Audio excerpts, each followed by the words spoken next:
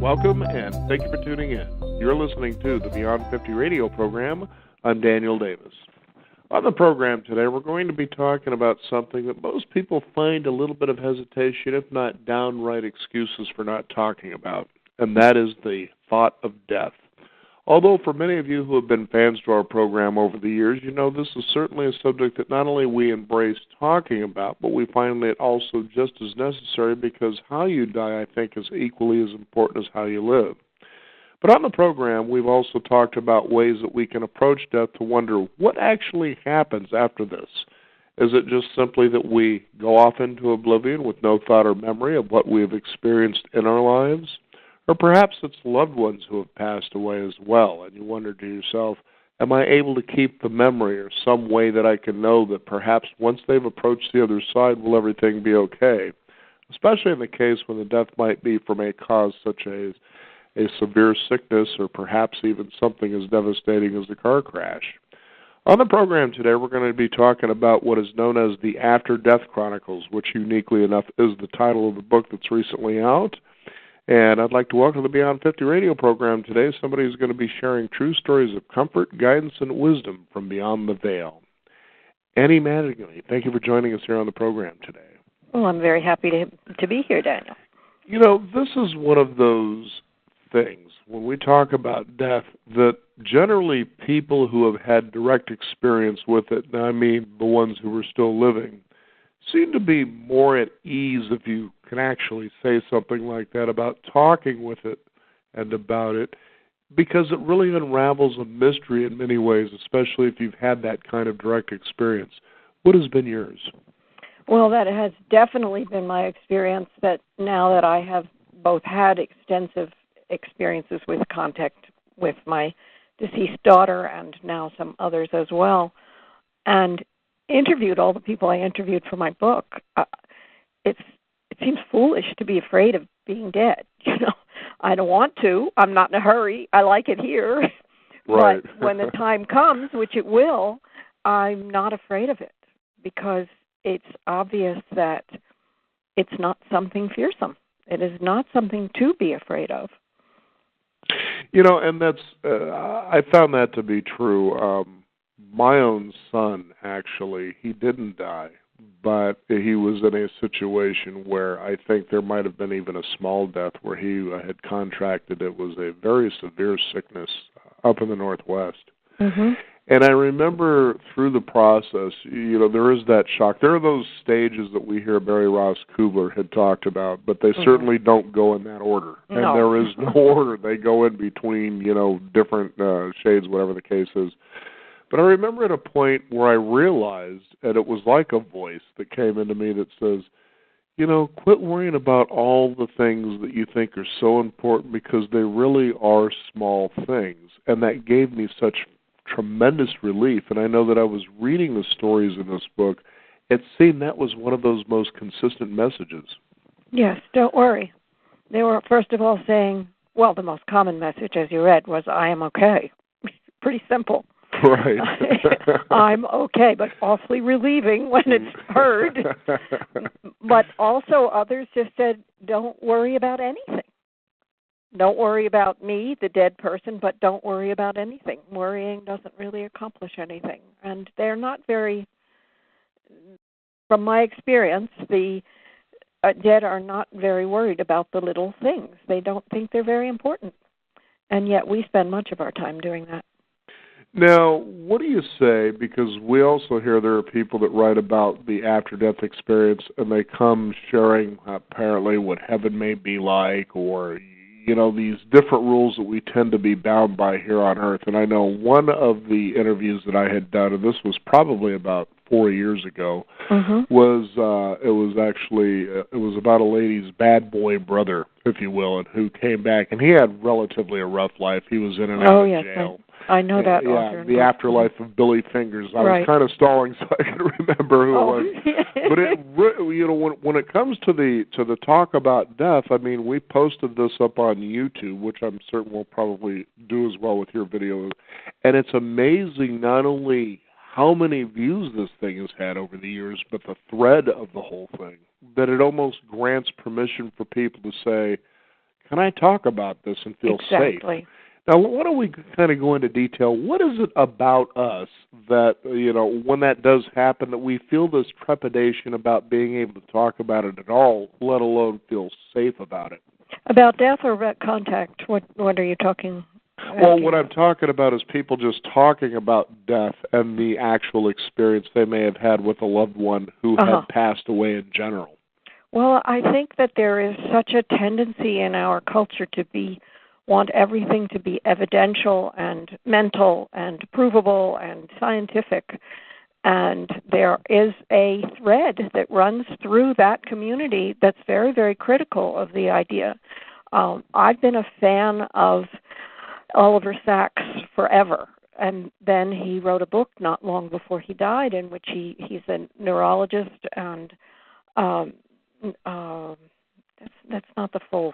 I think he has another title as well. But anyway, he's involved with the brain. And he spent a whole paragraph in his book the book was called Hallucinations, I say a paragraph, not a paragraph, a chapter, disproving that these are just hallucinations. People make them up because we want comfort. And that here's this expert saying you're deluded if you've had this kind of experience. And we don't like to be told we're deluded, Well, no, of course not. This is my experience. How dare you? I don't care what kind of credentials you have.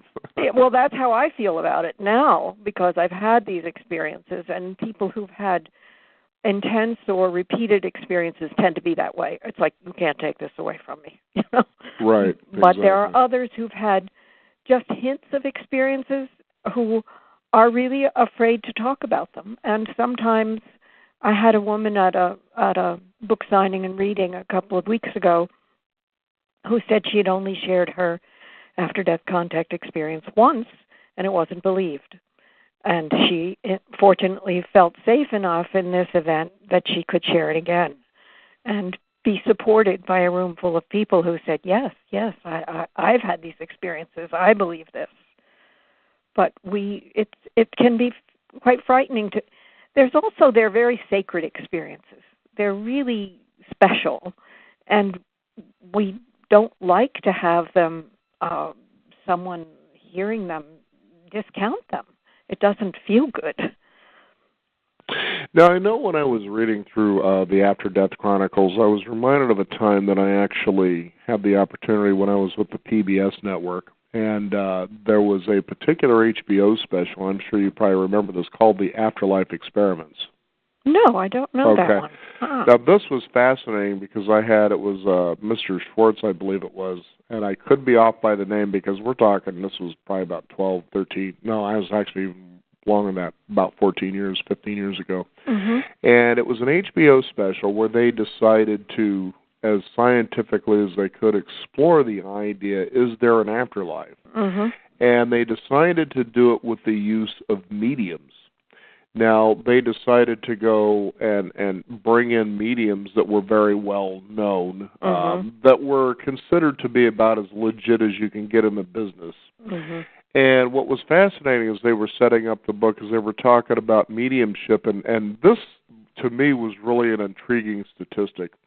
Now, these were mediums that had to hit in the 90-plus percentile as far as hits and accuracy of information. Mm-hmm. Now, think about Michael Jordan, for instance, considered the greatest basketball player probably of all time, and here he had a shooting average of 54. Mm-hmm. Right. Yet we demand these people here who are possibly communicating with our deceased loved ones hit in the 90s or better. Right. In fact, we want 100%. Actually, I think we want 110. Yeah, probably 200, actually.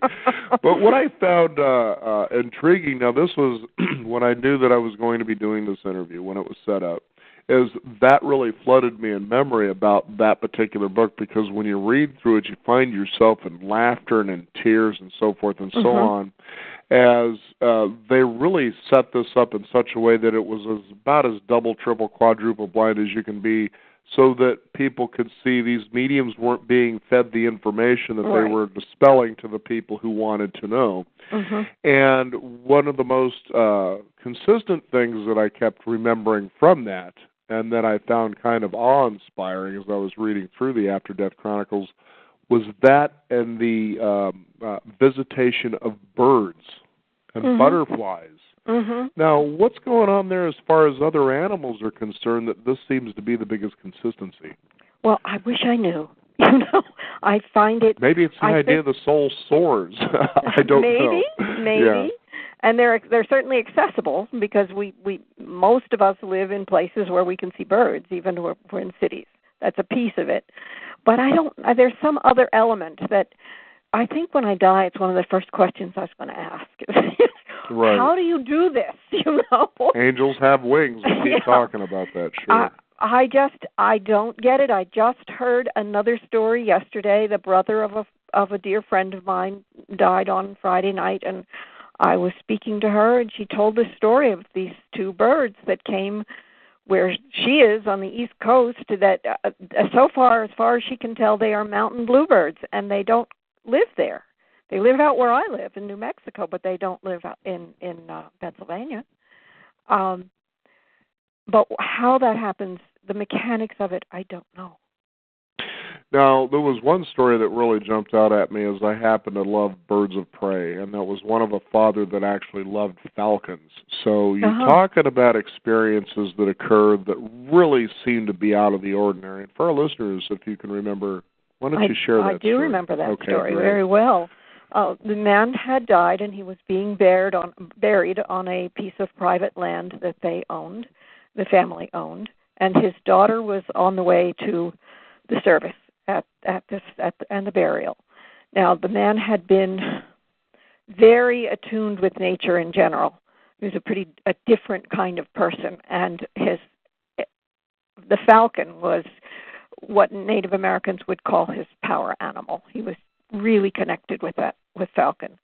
And as she was driving towards the burial site, a falcon flew right into the car.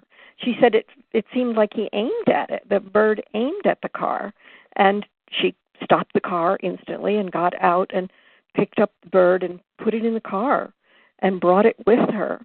And they buried the falcon with her father because they knew that was his spirit animal, and that this was not accidental, and that knowing is really the evidential key that those of us who have had these experiences need.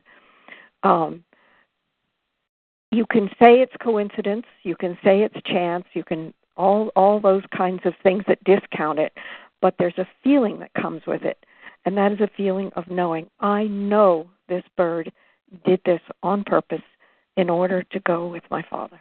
Mm-hmm.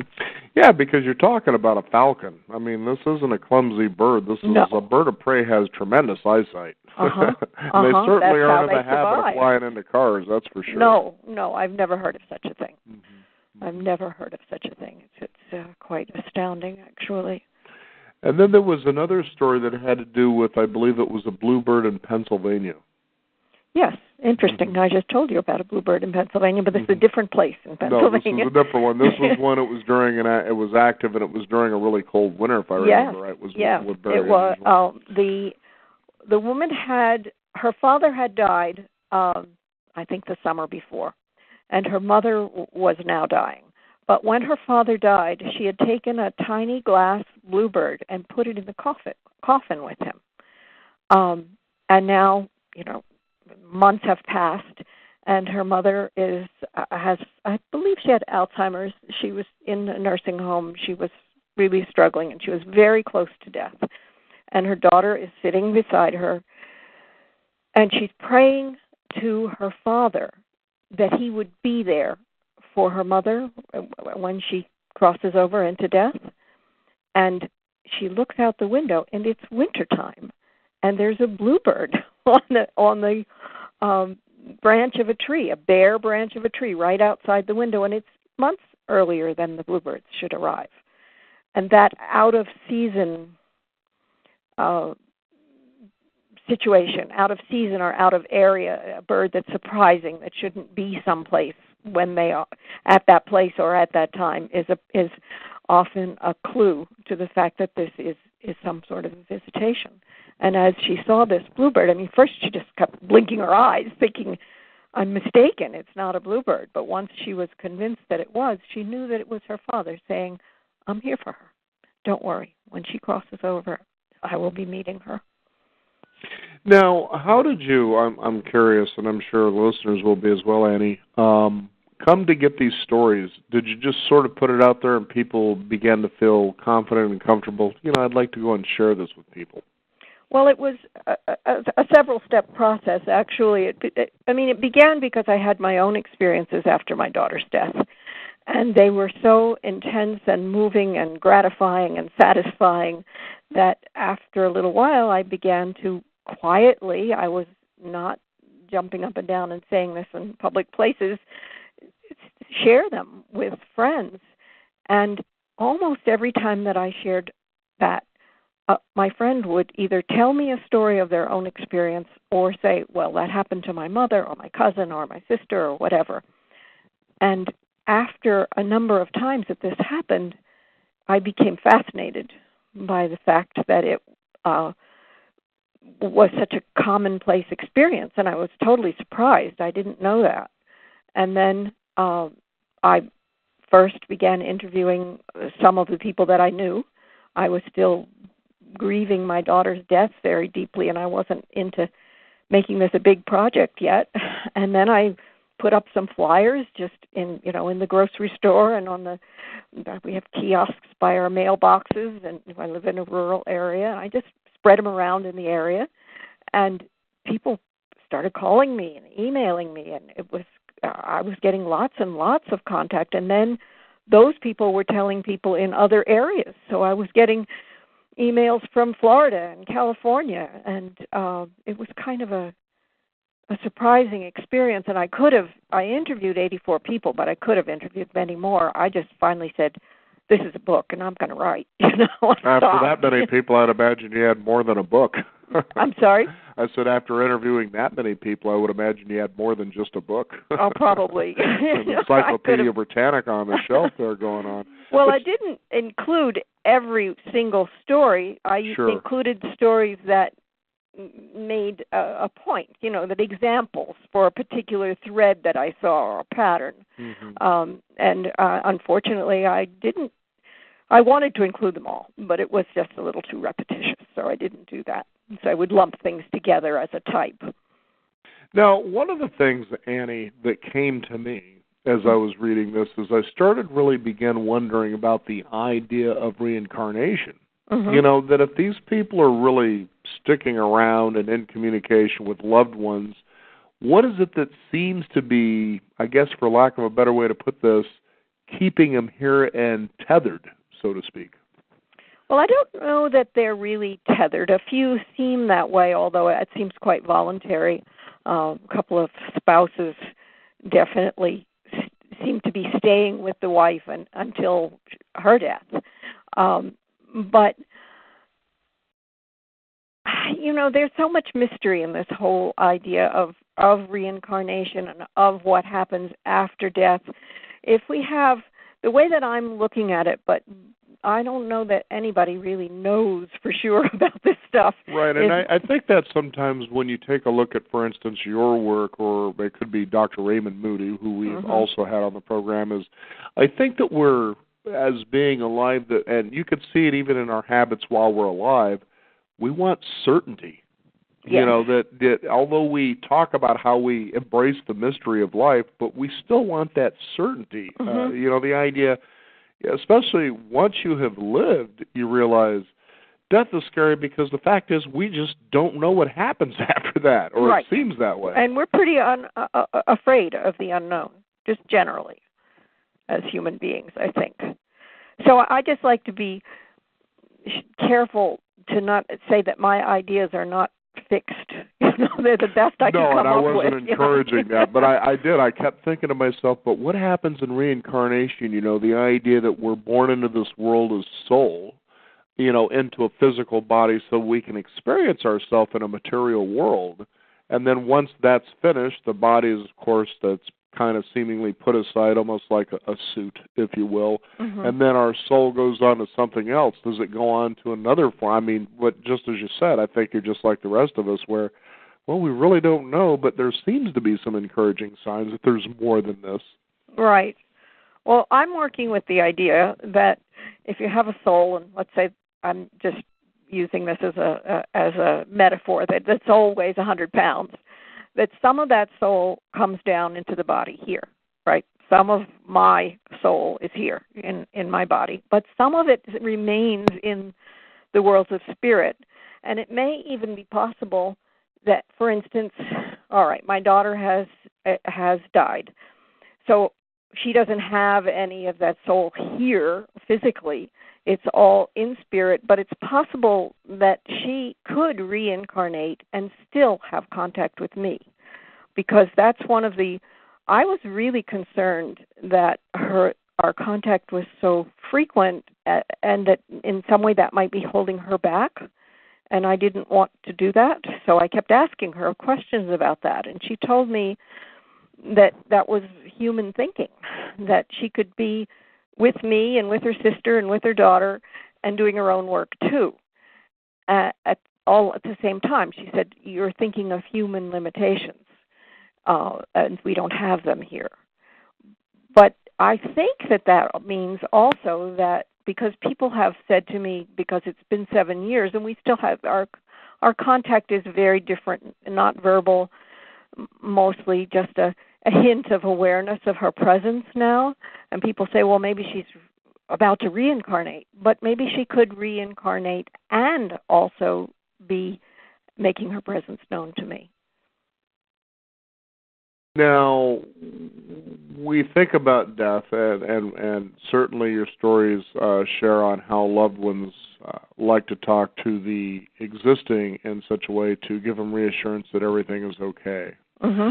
And then it's kind of weird sometimes when I was reading your book how thoughts can kind of come in, and then I would start reading something new in your book, and I was like, this is getting too weird for me. In a cool way, though. Don't get me wrong. That for sounds instance, exciting to me. Reading the book into the weekend here and realizing, well, Halloween's coming up, and that's one of the first things that you start talking about in your book is the idea of how we celebrate Halloween. Mm-hmm. Yeah. But there was a point where, as I was reading in the After Death Chronicles, where I started thinking about that show, The Ghost Whisperer. And I wondered, when you're taking a look at a show, and this tends to be one of those where the dead sort of help this ghost whisperer, for those who haven't seen it, sort of like solve a murder mystery in most cases. Not in all cases, but in most cases that seemed to be what it was. And as I was thinking about that, that is when I began to read the story of Melody. Oh, yes. Mm-hmm. See, and so now you see the eeriness of it. So for our listeners, go ahead and describe what happened there. Well, this was a situation where the woman that I interviewed had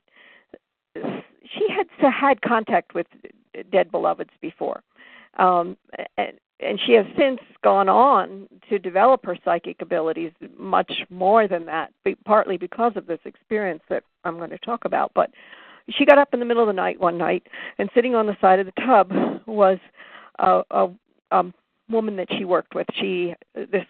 My interviewee was a fashion designer, and this was one of her models. So this beautiful young woman is sitting on the side of the bathtub, and she's like, what does this mean?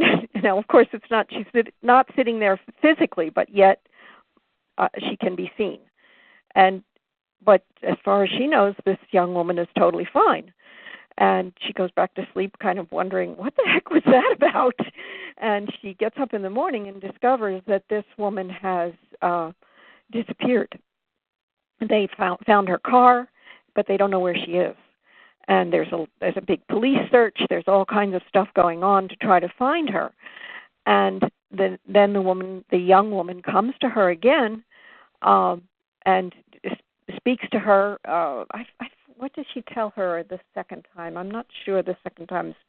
I'm drawing a blank on that. But something about telling her parents that she's all right. Oh, that's right. She tells her to tell her parents that she's all right, that she did not suffer. Well, she still doesn't know what this is about, but it seems like she's dead. The woman is dead now because of how she's said this. Well, finally, the third time she comes and she says, you have to tell my parents. You have to tell my parents because they're going to find my body today. And they need to know that I did not suffer. The terrible things that he did to me happened when I was already dead and I was not in my body. And so my interviewee gets a friend of the young woman to tell the parents because she feels strange about telling them herself because they don't know her at all.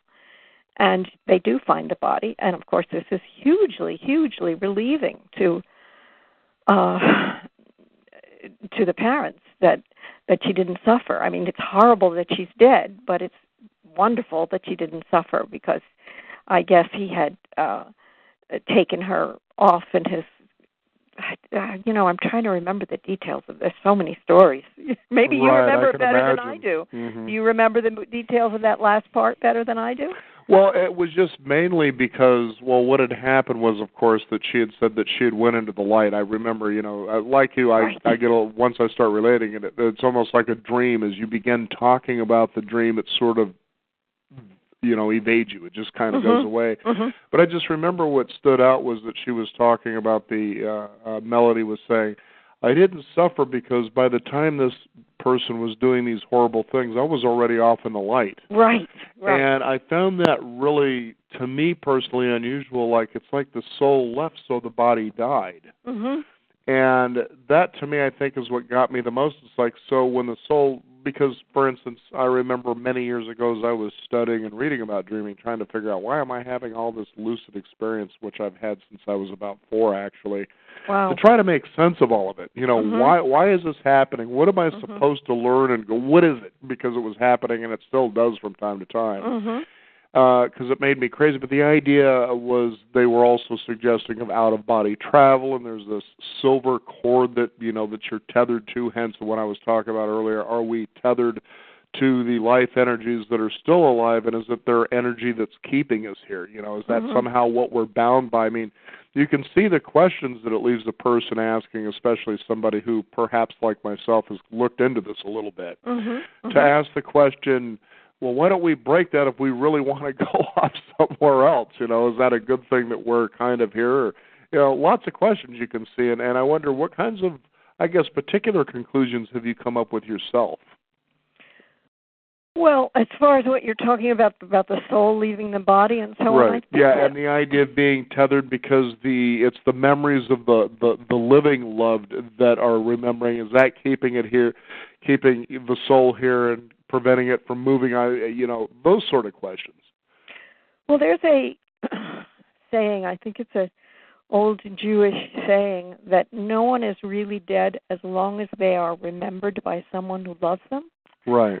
And so I have this idea that possibly what this connection that still remains with the earth remains as long as, for instance, with my daughter's life, I remember her sister, her father, so on and so forth, as a group of people. Well, within a certain number of years, all of those people will no longer be alive. Maybe then that connection is altered when the last person who was alive when she was alive and remembers her passes. But that's a guess. That's a guess, That's what makes the Death Chronicles such a liberating and enjoyable book, is because it gets you really stirring and wondering about these particular things. And then you start actually also asking yourself, how am I living life in this realm? Exactly. So much to talk about here, Annie. Unfortunately, we don't have the time for that, but we'd like to think about inviting you back to the program again so we can explore this further, because there's a lot of wonderful stories that I think would connect with a lot of our listeners out there, just to really get them thinking about this. But what I'd like to know is that you were interviewing these people. What story would you like to share that you say really stood out, resonated, and vibrated right into your bones, if you will? Well, there are many, many that did. I loved these stories. I love the ones that I'm continuing to hear. But I think there's a particular story I will share with the woman I called Rita in the book. Her husband... Excuse me, let me have a sip of tea. Absolutely. As for those of you who are just joining us, we're talking with Annie Mattingly. She's compiled a wonderful book called The Death Chronicles. And in these, there are true stories of comfort, guidance, and wisdom from beyond the veil. And for those of you who decide you would like to explore and find out about how to get this book so that you can begin pondering your experiences as well as asking your own questions about not only that, but what is the meaning of your life as you're living it? You'll certainly find some wonderful, mysterious answers as well. So, Annie, you were able to get your throat cleared up there a little bit because yes, she was choked up on a story about Rita, which, interestingly enough, we have a very good Hindu friend named Rita. So. Okay. Well, this woman lived on a farm in the Midwest someplace, and her husband died while they still had 3 young, not tiny, but at home children. And they had, well, first of all, they had all 4 had dreams of his death before his death.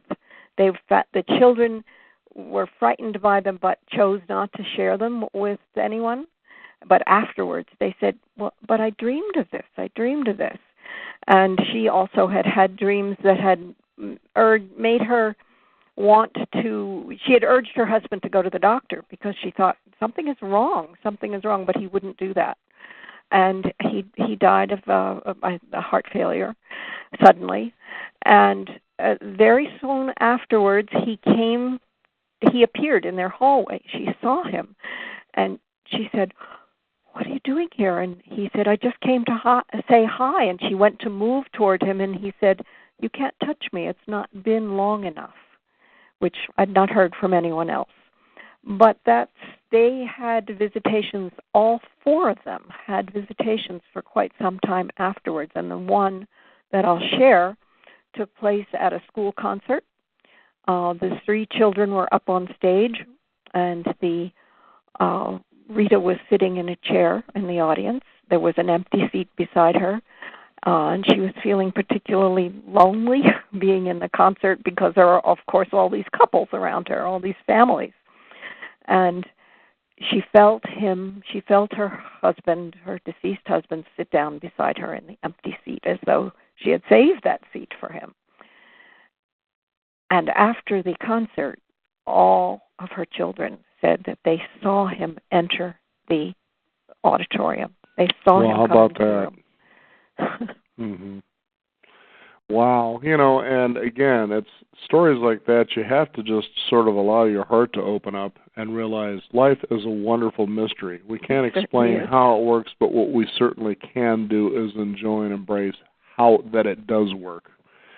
And certainly the After Death Chronicles is a way that people can actually perhaps have their heart and their eyes opened up to that possibility and explore the realms of that particular mystery and especially enjoy it as well. Annie, I want to thank you so much for being on the Beyond 50 radio program. For our listeners, where can they find out about your work and perhaps how to get the After Death Chronicles? Well, I think the most direct way is to go to my website, which is www.Annie, A-N-N-I-E, Mattingly, which has a real odd spelling, M like in Mary, ATTINGLEY.com. And there you have links for buying the book. There's an option for downloading some pages if you want to just explore a little bit, and a lot of information about the background of the story and some stories, too. So. And are you still receiving or encouraging people perhaps to share their stories with you? I am. I am. And there is a page for sharing on my website. Well, so great. I know, like I said, we'll certainly be posting this interview up on YouTube, and I'm certain we're going to get a lot of stories there. Oh, good. Good. I look forward to seeing those. Very good. Annie, thank you so much for being on the program today. You are most welcome. You bet. Take care. We want to thank you, the listeners out there, for joining us. You can also discover more. Visit us at beyond50radio.com. That is the number 50. We do encourage you to sign up for our weekly e-newsletter so you can stay up to date with what's going on in the world of Beyond 50 as well as our upcoming programs. I'm Daniel Davis. Thank you for tuning in. This is the Beyond 50 radio program, and remember, live your day past halfway.